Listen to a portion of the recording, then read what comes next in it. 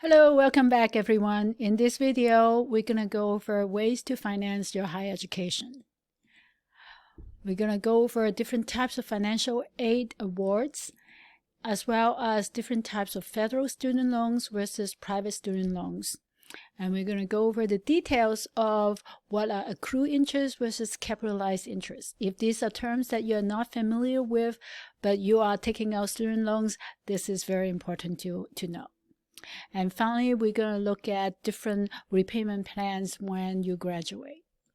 When you get accepted by a school, you'll typically receive a financial aid award letter. And in there are different types of financial aid awards. The first types are need-based grants. So this is based on your financial needs. Each institution has their own grants based on students' financial needs. And then there is Pell Grant. This is a federal grant. And so is FSEOG.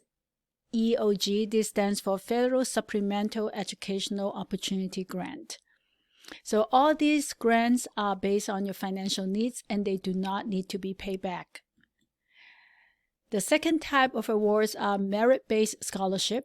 This is based on your academic accomplishment. There are institutional scholarship. Again, this is given to you by the particular school. There are also private scholarship that are merit-based. Both need-based grants as well as merit-based scholarships do not need to be repaid. These are just money that the school, either the institution or the government or a private organization gave to you. There's also work study. An important thing to know about work study is that it is not guaranteed. You have to find and apply for the job at the institution. Most likely is with the school that you are at for work study job. The money that you earn from work study is paid directly to the student, to you, and does not go to the school to reduce the bill. So this is just like any other work, but the good thing about work study is that it's specifically designed for work students. So typically they take into account the fact that you have class schedules, you may have exams, you may have tests. So unlike working a non-work study, this is just a regular job, and your boss may or may not be understanding about your study needs. So grants, scholarship, wages from work study, they do not need to be repaid. If those awards are not sufficient to finance your education, you may need to consider taking out loans. So student loans are included as part of your financial aid letter. So pay special attention to which part of the awards need to be repaid and which part of the award are loans. The most common type of student loans come from the federal government. There are two types of federal student loans. The first are need-based. So again, these are based on your financial need. Direct subsidized loans are given directly to the student. And interest on need-based loans are deferred until repayment starts. So what that means is, as long as you are in the deferment stage, no interest will be charged on the loan. And then there are non-need-based loans. This include direct unsubsidized loan. This is loan given directly to the student. There are grad plus loan. These are given directly to the student in graduate school. And then there are direct plus loan. These are loans given to the parents, not the students. So interest on these non-need-based loans accrued when the loan is disbursed. That means the moment you take out the loan in that semester, interest will start being added to your loan balance. For both types of loan, need-based and non-need-based, you do not need to pay until the student leaves the school. Interest rate is fixed at the time the loan is disbursed. So each semester is considered a new loan. So if you take out a loan at the beginning of the semester, that is when the interest rate is fixed. The interest rate is fixed by Congress each spring for the next academic year. So you have one interest rate per year for your student loan. In addition to federal student loans, there are also private student loans. Because there are many different kinds of private student loans. The terms, conditions, interest rates all vary. The interest on private students' loan usually accrue and capitalize when the loan is disbursed. We'll talk about what the difference is between the two in more details in a minute. But what is important to know is that interest is added to your loan balance before you graduate. With private student loans, you will need to be really careful with the fine prints and the asterisks. So these are all the additional conditions that may be tacked onto the loan.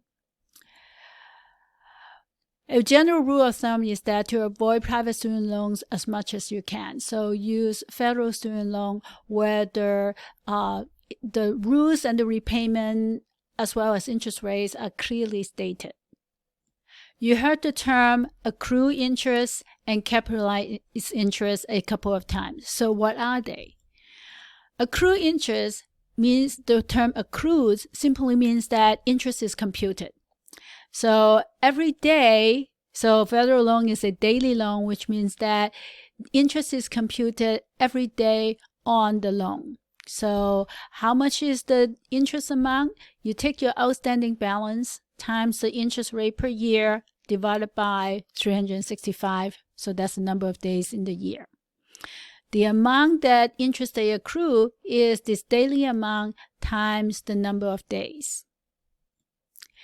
Capitalized interest means that the unpaid interests are adding to the principal. So the outstanding balance increases every payment period. So if it's simply accrued, then the interest is computed but is not added to the balance. If it's capitalized, then the unpaid interests are added to the principal.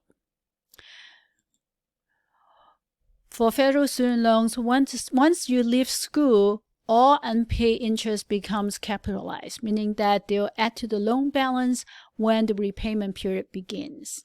Let's take a look at an example. So let's say this is a student who was in school for 4 years.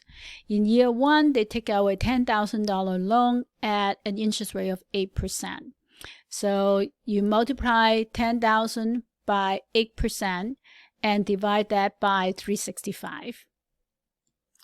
So we take 10,000 times 8%, so that's 0.08, divided by 365 days.